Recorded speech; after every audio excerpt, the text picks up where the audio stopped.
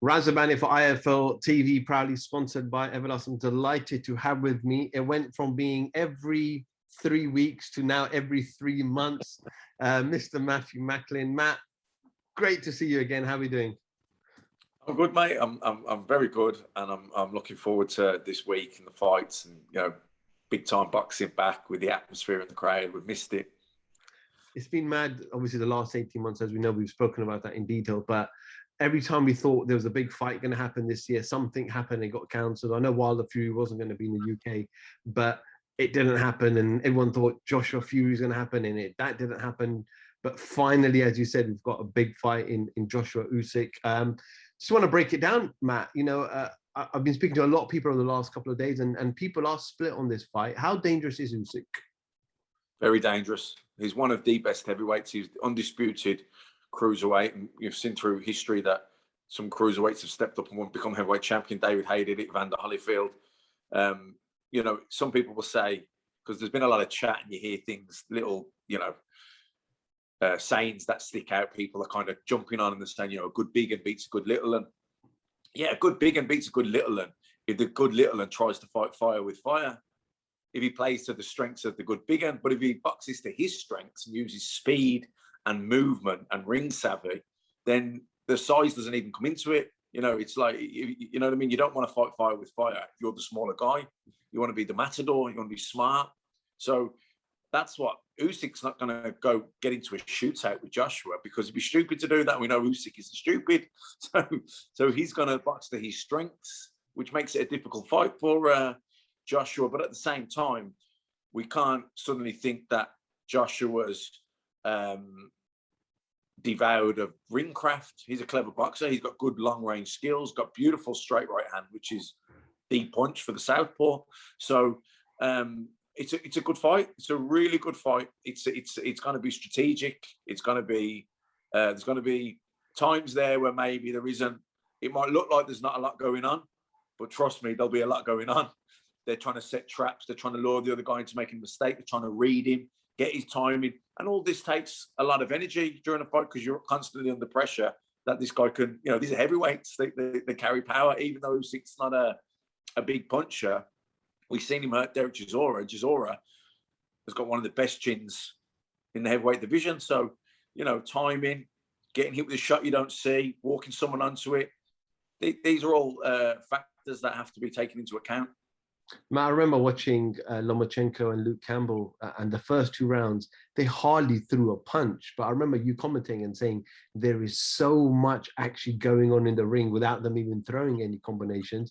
Are the first couple of rounds going to be cagey like that? Yeah, and that's what I'm referring to. I actually remember saying that, because I remember thinking, like, I'm on the edge of my seat watching it, and I'm thinking maybe the casual might be thinking, oh, this is a shit fight, nothing's happening. And I'm like, nah, trust me. There's loads happening. You know what I mean? These are 2 high-end, high-tech, highly skilled, really clever fighters here, trying to feint, trying to lure, trying to drag the guy in. They're trying to edge a little bit closer with their feet, just trying to see, am I in distance? Am I still okay here? There's loads going on. These are 2 thinking fighters, but, and Usyk's a real thinking fighter, but so is Joshua. Joshua's a thinking fighter against Ruiz in Saudi. He had the right game plan, but he stuck to the game plan. Even when he hurt him, he maintained his discipline. He didn't allow himself to get greedy or to get overexcited. He stuck to his guns, and whatever the plan was, and Rob McCracken, credit to him, that they would have gone through that every single day in, day out. They'd have gone through it. They would, they do their drills, aren't they? We call them drills because you're drilling them into you, literally. It's repetition, and that's, you could see that was, they had a game plan and they stuck to it. So, and even against Pulev, I thought Joshua was brilliant. He hurt him, he was winning, he was in control, but he didn't go, he didn't get ahead of himself. He stuck to his boxing, and in the end, it was a really brilliant performance. And actually, I think in that performance, I think now we've got Joshua not only back to where he was prior to Ruiz won, but I think we've got a better Joshua because he's had that loss. He's learned from it. He's looked at things. I think he's coming, the last couple of fights, he's coming, you know, quite a bit lighter than he did the fights before that. So I think he's probably realised speed and mobility are key as well. So I think it's going to be an entertaining fight. It might not be a blood and guts war of attrition that people maybe like to see all the time, but I think this is going to be very strategic, very tactical. Like I say, as I said against Lomachenko and Luke Campbell, it might appear like there's not much happening right now, but trust me, there's loads going on. I remember when Joshua fought Ruiz, he had a significant reach advantage. I think it was close to 8 inches. It's half that for Usyk. He's got a height difference. He's obviously going to have that weight difference. Matt, what are going to be the key elements for a Joshua victory? For me, I think he has to be patient. I think he's got to exert pressure on Usyk. He's the bigger, stronger man. He carries the power. So he's got to make Usyk feel under pressure, so that because Usyk's good at making you feel under pressure by getting outside and just constantly touching you with his lead hand. He's got that little half step back, so he's constantly trying to trigger you, touch you, make you feel under pressure where he drains you with nervous energy. But I think Joshua's got to try and do that to him. Joshua, you're the big guy. You're the one with the knockout power. Let him feel under pressure. Make sure he feels under threat every second of every round. With your front foot, with your lead hand, with the feints. Do you know what I mean? So that's going to be it's going to be interesting, that battle. That's going to be interesting. But listen, Joshua can probably afford to make a few mistakes. I think a few mistakes if Usyk caught him. I think he can take his power. Don't get me wrong, you get hit with a shot you don't see, of course. But I think Usyk's going to be the one who's going to have to be more wary. Matt, there's pictures going around a couple of weeks ago with Anthony Joshua. Looked like he's slimmed down quite a bit. People are assuming that he's going to try to move around, etc., etc.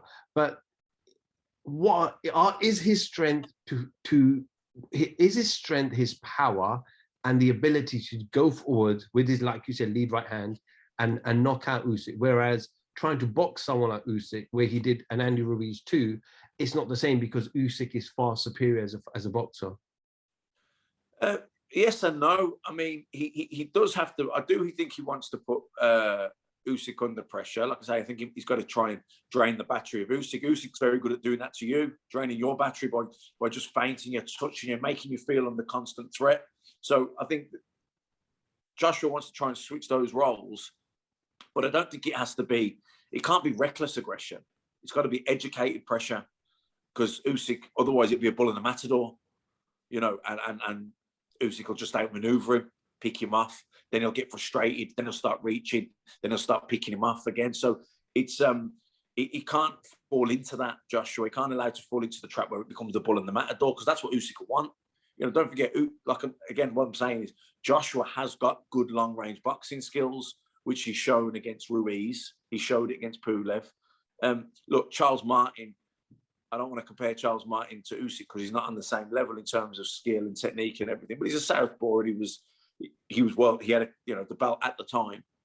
And Joshua absolutely nailed him with a beautifully timed, very precise straight right hand down the middle. That's a shot that can work against Usyk. But Usyk's smarter, cleverer, better feet, everything than Charles Martin. So he might not get that opening as quick. He might have to work a lot harder for that opening. But I don't think that Joshua needs to be trying to jump on him or start reckless. I think he's got to come out, take the centre of the ring, and be the boss as the bigger man who carries the power. But I don't think he needs to be getting reckless here. I think he's got a good jab. He's got a good straight right hand. He's got good boxing IQ. This doesn't need to become the bull in the matador. You're the bigger man. You've got carry the power. You can afford to be patient. Make Usyk reach for you. You counter him. That's how I see it. Matt, how much respect we have to give Anthony Joshua? There were rumours flying around. I know he confirmed that he had no intention to vacate the belt, but when he was told that he had to fight Usyk, he could have walked away and said, "I'm going to take a different route." But he said, "No, I'm going to take on Usyk," and his resume just gets stronger and stronger with top 10 fighters over the last couple of years. Yeah, look, you have to admire Anthony Joshua's desire to not just, but to back up what he says. He says it's the road to undisputed. He wants to be undisputed champion. So in that regard, yes, Fury Joshua is the fight we all want to see, but also we want to see an undisputed champion.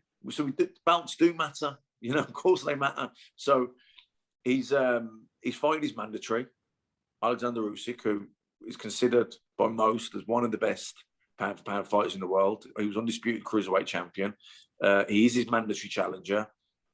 Wilder Fury 3 had to happen in the end, even though we didn't think it had to initially, but in the end it has to happen.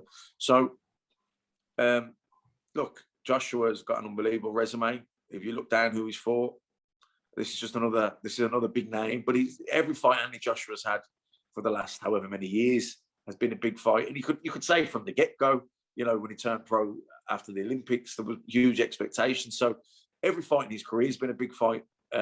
This is just another fight in that regard. Matt, you're going to give me a prediction? Do you know, I think Joshua will catch him. I think Joshua will knock him out. I think he will. I don't think he's going to be gung-ho and reckless or jump out and try and put it on him. I think he'll come out. He'll get his jab going, find his distance, use his feints. I think it'll be educated pressure. I think, and it'll be interesting. But I think Joshua will. I think at some point Joshua will catch him, and I think if he does, he'll knock him out. If we were to see a Usyk victory, would that surprise you? Would it surprise me? I don't know if it surprised me. This is, you know, these are two top tier guys. It's whoever gets their tactics right on the night and executes them. You know, you get your game plan and you believe in the game plan, but then you've got to go out there and execute it. So, look, I fancy Joshua, and I'm big on Joshua. I think I fancy him in a strong way, but this is a tough fight. He's boxing one of the best heavyweights in the world, so it's on the night, isn't it? You've got to get your game plan right, and not just get it right. Then it's all right getting the game plan right when you're sitting there talking about how we're going to go about this, but then you've got to go in there and do it. The other guy, they've got their game plan, so it's, you know, it's going to be interesting. It's going to be tactical. I think it's going to be a lot of intelligent stuff going on in there. But I fancy Joshua to come out on top. And Matt, obviously, a lot of people look at Usyk and say, look, the occasion might get to him, but they have to understand that as a cruiserweight undisputed champion, he traveled everywhere to become the undisputed champion. And in terms of power punches, he faced Gassiev, and people say he's probably one of the hardest hitting punches outside of Deontay Wilder in world boxing, full stop. Yeah, look, I don't think the occasion's going to get to Usyk. He's one of the best pound for pound fighters in the world. You know, he travelled the world as an amateur. He's outstanding amateur pedigree. Like these are both men are superstars in world boxing. Obviously, Joshua is the biggest superstar in terms of the draw that he is and everything. But Usyk's right up there. Do you know what I mean? That's not going to matter for either man. Well, it's an interesting week. Let's see. Let's have some fun this week and see what happens on Saturday night. Matt, before I let you go, another fight announced last week was the return of Dillian Whyte back in the ring at the O2 Arena against Whyte-Wallin. Obviously, a lot of people may know Otto from the fight he had with Tyson Fury and the cut that Tyson had from that fight. But obviously, Otto's gone on to have some great victories. Most recently, Dominic Brazil, unanimous decision win. He's a southpaw. He's tall. He's rangy. Carries power. European as well. Tough fight for Dillian? It's a tough fight, but Dillian's, again, if you look at Dillian's resume, the last few years, every fight's a tough fight. You know what I mean? He hasn't had an easy fight. So, again, it's just another tough fight. And I think once you're up there at that level, that's the way it is and the way it should be, because it keeps you on your guard. It keeps you sharp. So, again, I think it'll be a tough fight, but one that I see Dillian coming through. Okay, Matt, won't take too much of your time. I know you're probably busy getting your bags packed for 5 days in London, from Birmingham to London. So enjoy the week, my man. And I'm sure I'm going to be pestering you probably Sunday, or, well, maybe not Sunday, you might have a hangover, but definitely Monday, and say, Matt, can we recap over the weekend? Cool, no problem. Matthew Macklin, IFL TV, thank you very much.